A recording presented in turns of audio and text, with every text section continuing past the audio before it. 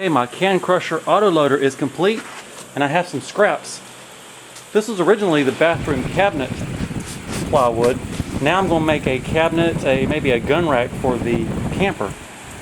That's what I'm going to do with these scraps. This is a side profile.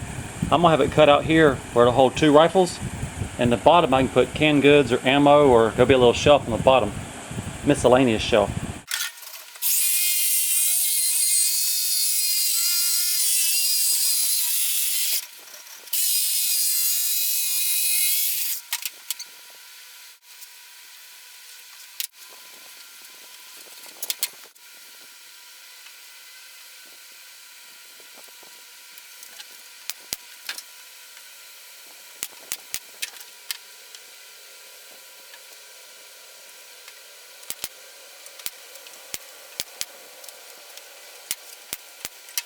This is my bug out gun rack.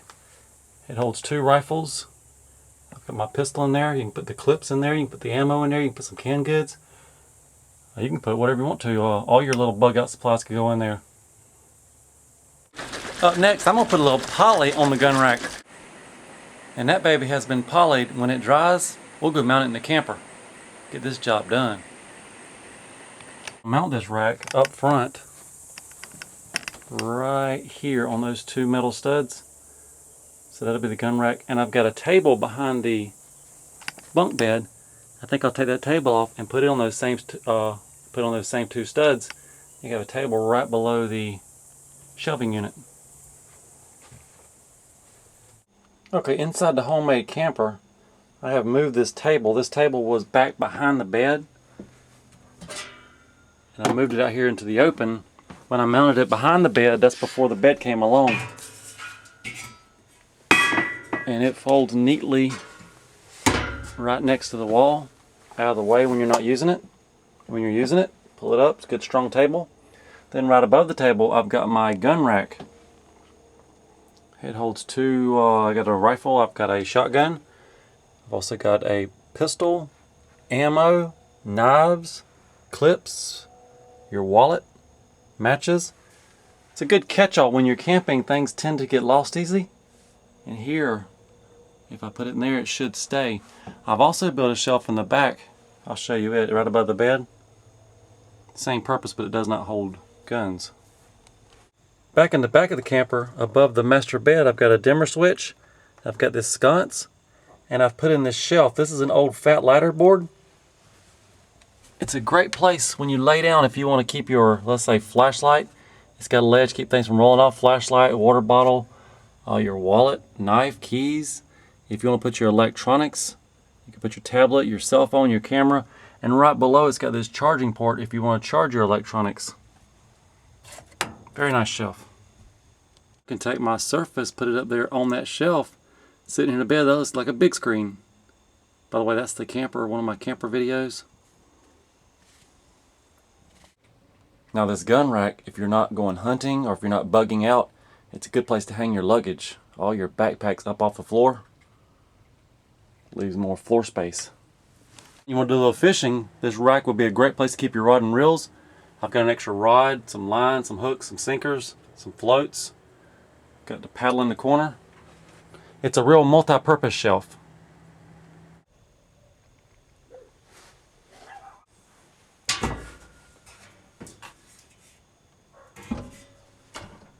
And even though it's a big 16 by 6 utility trailer with a lot of additions, it's still well balanced. Just a little tongue weight. These 225/75 R15 Wrangler wheels, I think they're Jeep wheels with Wrangler tires, $100. I got them for $70. Found these on Craigslist. Okay, last night I found these tires and wheels, got them off Craigslist, $70 for the whole set. But I've got to decide, do I want these on the car trailer or the white spokes?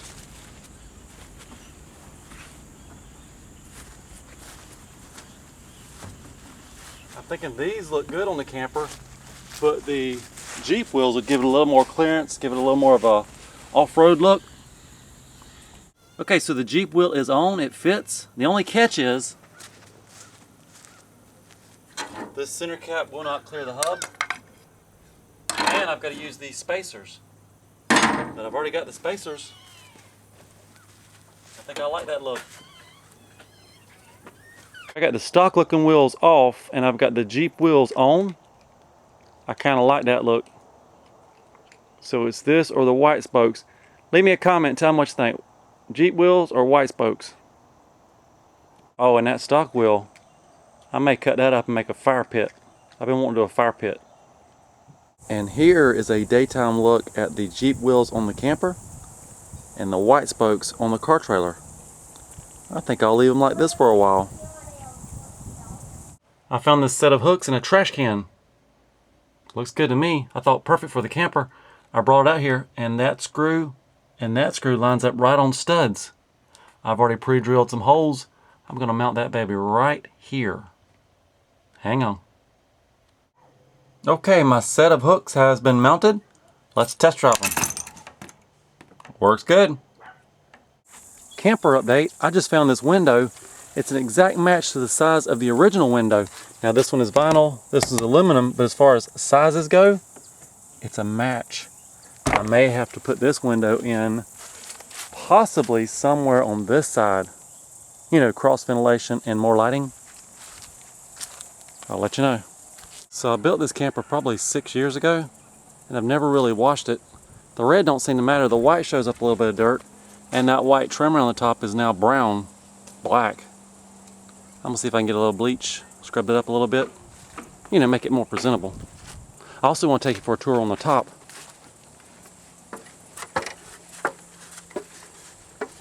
I did clean the top once when I cool sealed the edges, and I cool sealed the whole thing.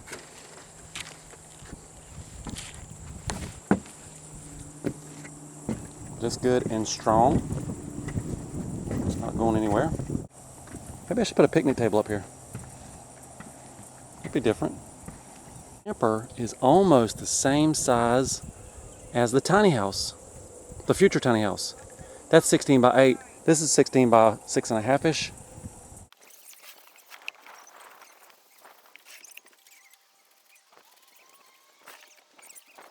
Okay, the front is now clean. I even cleaned the window and the AC.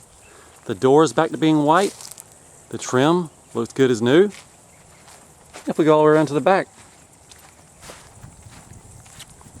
the back even shines. And the Jeep wheels kind of match up with the Pilot wheels. Silver, 5 spokes. So yesterday I took a break from the tiny house and built a wheel grill. That little guy right there.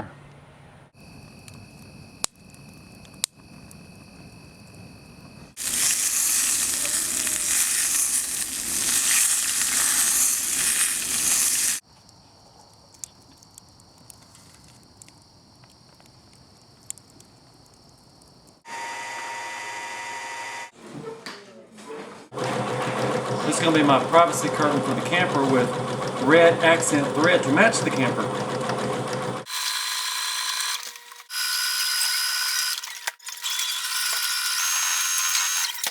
Now this is the finishing detail. This is where the curtain rod goes through. Wait till you see what I'm going to use for the curtain rod.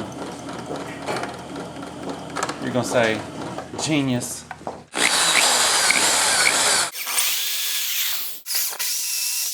Now this is fat lighter board, probably older than your great grandma. It matches that back shelf in the back, and what we're using for the curtain rod. Look at that, an arrow.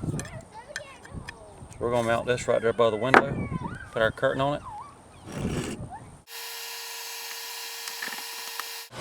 And there you have it, there's my $4 curtain. That fabric was on clearance at Walmart. Now we have privacy. Good news for the camper, the tiny house gave me some foam board leftovers. We're gonna finish insulating the camper. And now for the last piece of insulation. It's my man curtain.